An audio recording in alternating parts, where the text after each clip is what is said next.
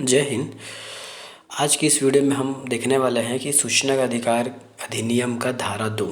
इससे पहले हमने सूचना का अधिकार अधिनियम का भाग 1, जिसमें संक्षिप्त विवरण है कि सूचना का अधिकार क्या है, किस लिए लाया गया है, इसकी कितनी धाराएं हैं, इस अधिनियम में कितनी धाराएं हैं, कितनी अध्याय है, कितनी सूची है, इस बारे में हम प्रारंभिक से चर्चा कर चुके हैं। आज इस वीडियो में हम देखने वाले हैं कि इस अधिनियम में परिभाषाएँ क्या दी है। कभी कभी एग्ज़ाम में परिभाषा से क्वेश्चन आता है कि उस परिभाषा का अर्थ क्या है या फिर क्या क्या उसमें परिभाषित किया गया है। तो वही आज हम देखने वाले हैं कि इस वीडियो में। पहले देखते हैं, हम आज धारा 2 के बारे में बात करेंगे। धारा 2 क्या बोलता है? धारा 2 परिभाषा बोलता है। परिभाषा मतलब अधिनियम में बहुत सारे ऐसे क्लिष्ट वर्ड यूज़ होते हैं, कठिन वर्ड यूज़ होते हैं, उसको आसान भाषा में समझना परिभाषा है। जैसे पहला है हमारा समुचित सरकार। समुचित सरकार से मतलब क्या होता है? केंद्र या राज्य सरकार द्वारा स्थापित कोई निकाय या उनके स्वामित्व में उसके स्वामित्व में गठित कोई संस्था, कोई कार्यालय जो उसके प्रत्यक्ष या अप्रत्यक्ष रूप से नियंत्रित हो, है ना, वहाँ के जो अधिकारी होंगे उसको हम समुचित सरकार बोलेंगे। वहाँ के जो निकाय के जो मुखिया होंगे उसको हम समुचित सरकार कहेंगे।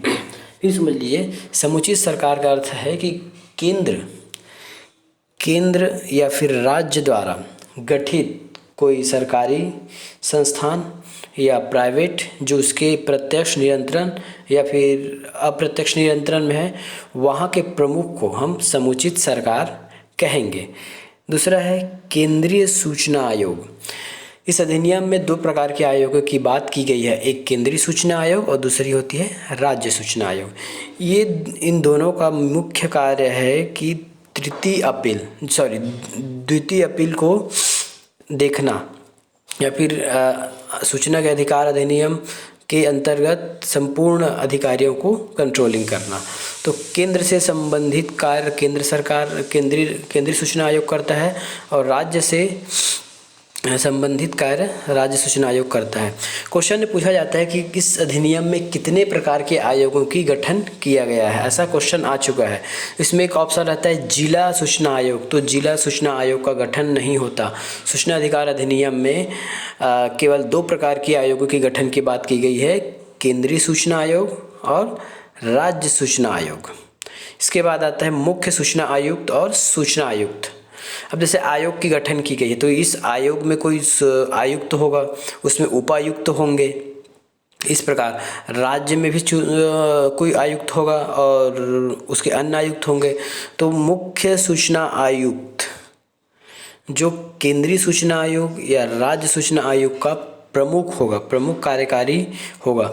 उसके बाद सूचना आयुक्त, एक मुख्य सूचना आयुक्त, उसके बाद और अधिक 10 से कम लगभग 10 के सूचना आयुक्त होते हैं। ये मुख्य सूचना आयुक्त राज्य में भी होंगे और केंद्रीय सूचना आयोग में भी होंगे। उसी प्रकार सूचना आयुक्त राज्य सूचना आयोग में होगा और केंद्रीय सूचना आयोग में होगा। तो मुख्य सूचना आयुक्त और राज्य सूचना आयुक्त कहाँ होते हैं? आयोग में बैठते हैं, आयोग में ये लोग बैठते हैं।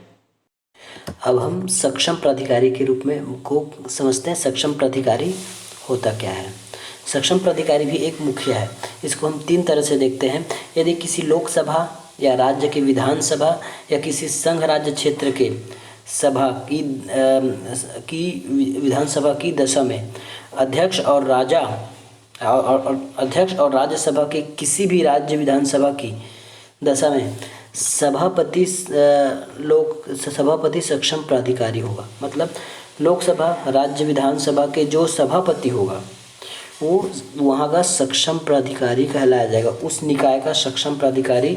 यदि कुछ भी समस्याएं होती है तो ये सक्षम प्राधिकारी निर्णय लेंगे। उसी तरह अगर उच्चतम न्यायालय की बात की जाए तो उच्चतम न्यायालय में मुख्य न्यायाधीश सक्षम प्राधिकारी होते हैं। हाई कोर्ट में न्यायाधीश हाई कोर्ट के मुख्य न्यायाधीश सक्षम प्राधिकारी होंगे। देश के बारे में अगर देखा जाए तो सक्षम प्राधिकारी राष्ट्रपति है और राज्य के लिए राज्यपाल है। इसी प्रकार यूटी होती है, यूनियन टेरिटरी, तो वहाँ का जो प्रशासक होगा वो वहाँ का सक्षम प्राधिकारी होगा। अब देखते हैं सूचना किसको कहते हैं। सूचना का अधिकार का मूल है सूचना प्राप्त करना। तो हम सूचना बोलेंगे किसको? यदि हम कहीं अपील करेंगे तो हमको क्या मांगना है, किस चीज़ को सूचना कहा जाएगा? तो सूचना का यहाँ परिभाषा दिया गया है। सूचना का अर्थ होता है इलेक्ट्रॉनिक अभिलेख। इलेक्ट्रॉनिक अभिलेख में आपके कंप्यूटरीकृत पीडीएफ हो सकता है, वीडियो हो सकता है, ऑडियो हो सकता है, या कोई फाइल हो सकती है, जिसमें हमको ईमेल भी आता है और ईमेल का ज्ञापन भी आता है। देखिए, सूचना अधिकार, यदि कोई व्यक्ति सूचना का अधिकार लगाना चाहे तो उसको पहले ये पता होना चाहिए कि सूचना होता क्या चीज़ है या किस रूप में सूचना होता है। सूचना हम किसको बोलेंगे? तो पहले तो इलेक्ट्रॉनिक रूप में जो संग्रहित रहती है सूचनाएं, उसको हम सूचना बोलेंगे। उसमें आपका पीडीएफ आता है, वीडियो आता है, ऑडियो आता है, फाइल आता है और कुछ अन्य प्रकार की इलेक्ट्रॉनिक सूचनाएं जिसको सरकार नियमित करे। दूसरी बात है, इसमें हम ईमेल को भी सूचना कहते हैं। यदि आप एक समय रहते किसी ईमेल को सूचना के रूप में मांगना चाहते हैं तो आप ईमेल को भी सूचना के रूप में मांग सकते हैं।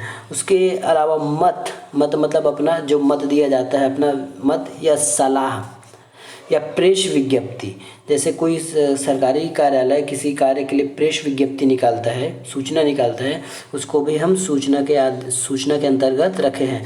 आदेश, यदि शासन किसी प्रकार का कोई आदेश निकालता है, चाहे वो किसी भी प्रकार का हो, उसको भी हम सूचना ही बोलेंगे। लॉग बुक, एक छोटा सा लॉग बुक होता है रिकॉर्ड करने के लिए, किसी बात छोटी छोटी बातों को, सरकारी बातों को रिकॉर्ड करने के लिए एक लॉग बुक होता है। जनरली गाड़ियों में पेट्रोल भराने के लिए एक लॉग बुक होती है कि गाड़ी में कब कैसे कितना पेट्रोल डलाया गया। ये संविदा का मतलब होता है टेंडर, किसी भी चीज़ का टेंडर हुआ और यदि आपको लगे कि नहीं इस टेंडर में कुछ गड़बड़ी है, तो आप उस टेंडर से, इस संविदा से संबंधित जो आप प्राप्त करना चाहते हैं वो आप सूचना के अधिकार अधिनियम के द्वारा मांग सकते हैं। दूसरा होता है रिपोर्ट। यदि किसी चीज़ की रिपोर्ट, जांच रिपोर्ट प्राप्त की गई है या जांच रिपोर्ट है, तो आप इस जांच रिपोर्ट की भी एक प्रति मांग सकते हैं, उसको भी सूचना में शामिल किया गया है। कागज पत्र, ऑफिस में चलने वाली सारी कागजात जिसको हम सूचना कहेंगे। मॉडल या आंकड़े, ये होगी। प्राइवेट निकाय की जानकारी, यदि किसी सरकार के प्रत्यक्ष या अप्रत्यक्ष के नियंत्रण में कोई प्राइवेट निकाय है तो वहाँ पे रखी जानकारी, वहाँ के अधिकारियों के समक्ष या उनके नियंत्रण में रखी जानकारी को हम सूचना मानेंगे। यहाँ देखते हैं कि लोक प्राधिकारी किसे कहते हैं। किसी सरकारी संस्था के निकाय को हम समुचित सरकार कहते हैं। यदि उसी समुचित सरकार द्वारा किसी व्यक्ति की, किसी सरकारी कर्मचारी को कि नामांकित किया जाए किसी सूचना देने के लिए, तो उसको हम लोक प्राधिकारी कहते हैं। इसके नियंत्रण में कोई सूचना रहती है, ये सूचना प्रदान करना, सूचना का रखरखाव करना, इसका कार्य होता है लोक प्राधिकारी का। तो लोक प्राधिकारी किसे कहते हैं? किसी समुचित सरकार, राज्य, केंद्र या किसी अन्य विधि द्वारा नामांकित व्यक्ति को हम, और वैसा व्यक्ति जो सरकारी कर्मचारी हो, उसको हम लोक प्राधिकारी कहते हैं। अब अभिलेख किसे कहेंगे? तो अभिलेख किसी डाटा को बोल सकते हैं, अभिलेख किसी लिखित डाटा को बोल सकते हैं। फाइलों जो किसी कार्यालय में जो संग्रहित फाइलें हैं, जिसमें काम किया जा चुका है, जिसमें काम किया जा रहा है, या पहले से स्टोर्ड फाइल है, उसको हम अभिलेख की श्रेणी में रखेंगे। माइक्रोचिप या मेमोरी कार्ड, इसको भी हम अभिलेख के अंतर्गत रखते हैं। उसी प्रकार होता है आपका वीडियो फिल्म। अब पहले तो चलता था, अब तो नहीं चलता है, अब तो सीडी और ये चिप चलता है। फिर भी जिस समय सूचना का अधिकार बनाया गया उस समय फिल्म चलती थी, तो उसमें ये फिल्म को भी अभिलेख के अनुसार अभिलेख के श्रेणी में रखा गया है। उसके बाद ये सीडी, कॉम्पैक्ट डिस्क, इसको भी अभिलेख माना जाता है। और किसी प्रकार का पिक्चर जो शासन द्वारा प्रमाणित हो, इसको हम अभिलेख कहेंगे। तो अभिलेख की श्रेणी में क्या क्या आता है? चिप, वीडियो, पिक्चर, कार्ड या दस्तावेज, ये सारे के सारे अभिलेख हैं जिसको हम सूचना के अधिकार के माध्यम से प्राप्त कर सकते हैं। अब हम समझते हैं कि आपके पास सूचना का अधिकार क्या है। इसके पहले स्लाइड में हमने देखा कि सूचना बोलते किसको हैं, सूचना अभिलेख बोलते किसको हैं। ये तो हमको पता चल जाएगा सूचना बोलते किसको हैं, लेकिन उसको प्राप्त कैसे कर सकते हैं या फिर हम उसको किस प्रकार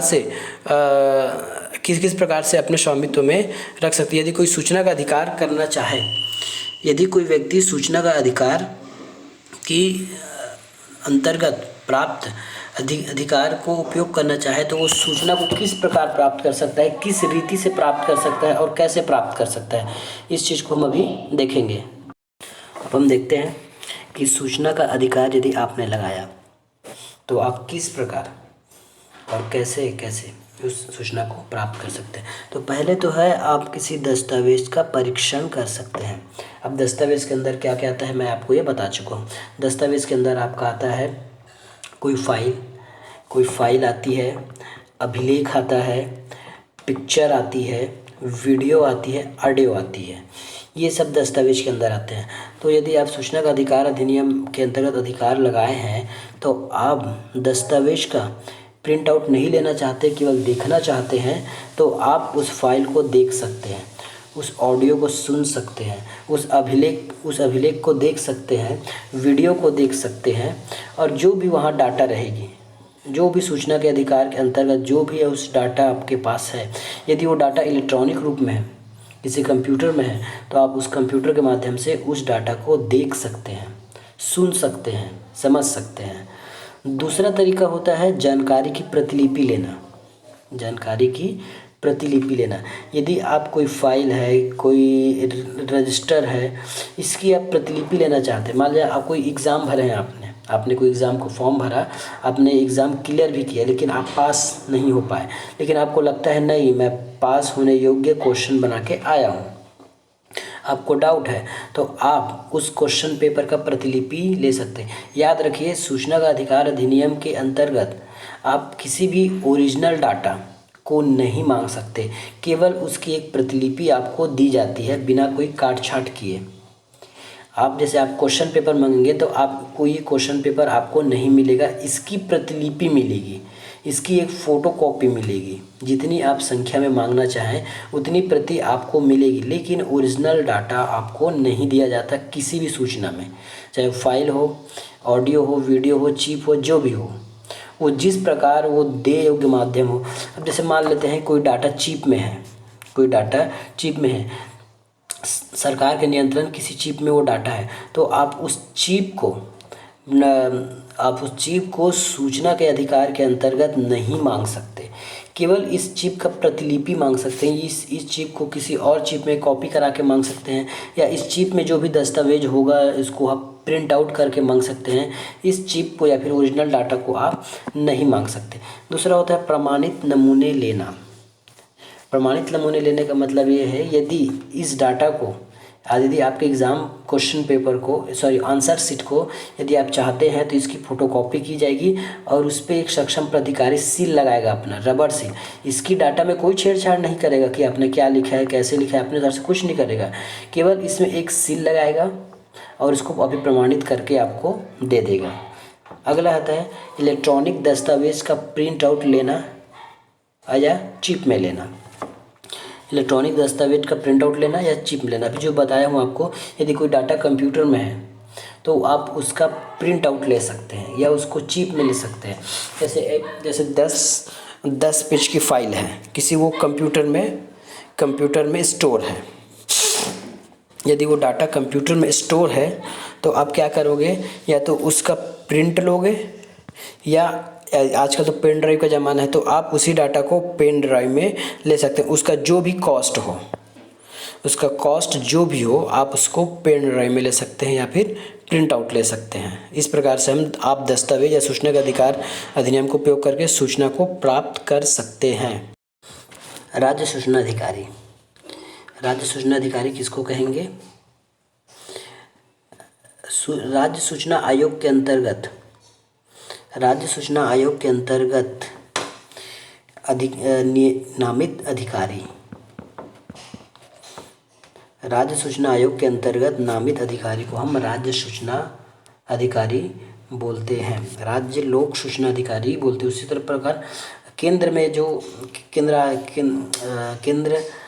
केंद्रीय सूचना आयोग के अंतर्गत जो अधिकारी होते हैं उसको केंद्रीय लोक सूचना अधिकारी कहते हैं। तीसरा पक्ष क्या होता है?